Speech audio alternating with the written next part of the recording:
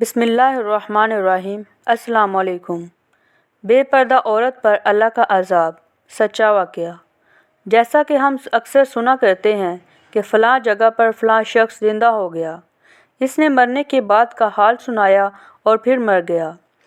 اسی قسم کا عذاب قبر سے متعلق ایک واقعہ گلگت میں پیش آیا، جس کے بارے میں بتاتے ہیں کہ ایک شخص قبرستان کے پاس سے گزر رہا تھا کہ اس نے کسی قبر سے یہ آواز سنی کہ مجھے نکالو، میں زندہ ہوں۔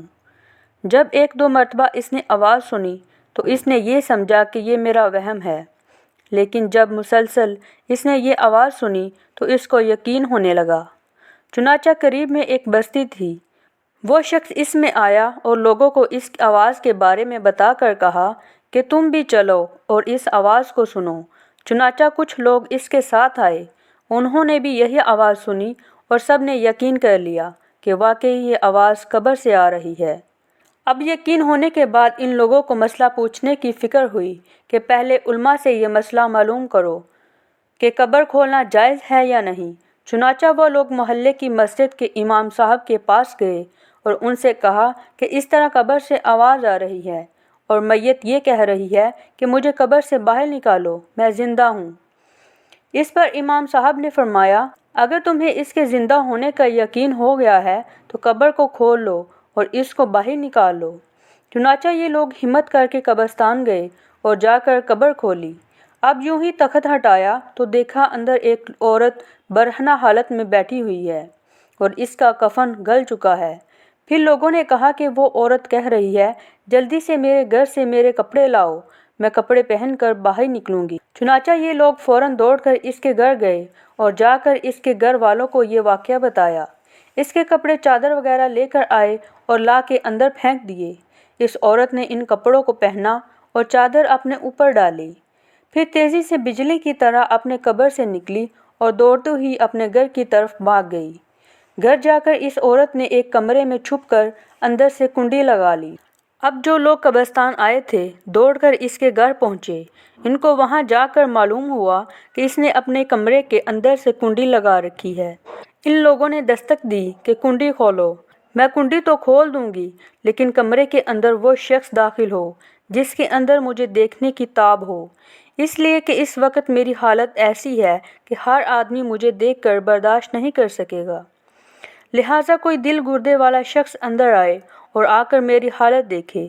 اب سب لوگ اندر جانے سے ڈر رہے تھے، مگر دو چار آدمی جو مضبوط دل والے تھے، انہوں نے کہا کہ تم کنڈی کھولو، ہم اندر آئیں گے۔ اس نے کنڈی کھول دی اور کچھ لوگ اندر چلے گئے۔ لوگوں نے اندر جا کر دیکھا وہ عورت اپنے آپ کو چادر میں چھپائے بیٹھی ہوئی تھی۔ یہ لوگ اندر پہنچے تو اس عورت نے سب سے پہلے اپنا سر کھولا۔ ان لوگوں نے دیکھا کہ اس کے سر پر ایک بھی بال نہیں، وہ بالکل خالی کھوپڑی ہے، نہ اس پر بال ہیں نہ کھال ہے، صرف ہڈی ہے۔ لوگوں نے اس سے پوچھا، تیرے بال کہاں گئے؟ اس عورت نے جواب دیا کہ جب میں زندہ تھی تو ننگے سر گھر سے باہر نکلا کرتی تھی، پھر مرنے کے بعد جب میں قبر میں لائی گئی تو فرشتوں نے میرا ایک ایک بال نوچا اور اس کے نوچنے کے نتیجے میں بال کے ساتھ ساتھ کھال بھی نکل گئی۔ اب میرے سر پر نہ بال ہیں نہ کھال ہیں۔ اس کے بعد اس عورت نے اپنا منہ سے کپڑا ہٹایا۔ جب لوگوں نے اس کا منہ دیکھا تو اتنا خوفناک ہو چکا تھا کہ سوائے دانتوں کے کچھ نظر نہیں آیا۔ نہ اوپر کا ہونٹ موجود تھا نہ نیچے کا ہونٹ موجود تھا، بلکہ 32 کے 32 دانت سامنے جڑے ہوئے نظر آ رہے تھے۔ سوچئے اگر کسی انسان کے صرف دانت ہی دانت نظر آئیں تو کتنا ڈر اور خوف معلوم ہوتا ہے۔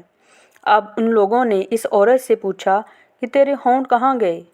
اس عورت نے جواب دیا، میں اپنے ہونٹوں پر لپسٹک لگا کر نامحرم مردوں کے سامنے جایا کرتی تھی، اس کی سزا میں میرے ہونٹ کاٹ لیے گئے، اس لیے اب میرے چہرے پر ہونٹ نہیں ہیں۔ پھر اس عورت نے اپنے ہاتھ اور اپنے پیروں کی انگلیاں کھولی۔ لوگوں نے دیکھا کہ اس کے ہاتھ اور پیروں کی انگلیوں میں ایک بھی ناخن نہیں تھا، تمام انگلیوں کے ناخن غائب تھے۔ اس سے پوچھا، تیری انگلیوں کے ناخن کہاں گئے؟ اس عورت نے جواب دیا، ناخن پالش لگانے کی وجہ سے میرا ایک ایک ناخن کھینچ لیا گیا، چونکہ میں یہ سارے کام کر کے گھر سے باہر نکلا کرتی تھی، اس لیے جیسے ہی میں مرنے کے بعد قبر میں پہنچی تو میرے ساتھ یہ معاملہ کیا گیا۔ اور مجھے یہ سزا ملی کہ میرے سر کے بال بھی نوچ دیے گئے، میرے ہونٹ بھی کاٹ دیے گئے اور ناخن بھی کھینچ لیے گئے۔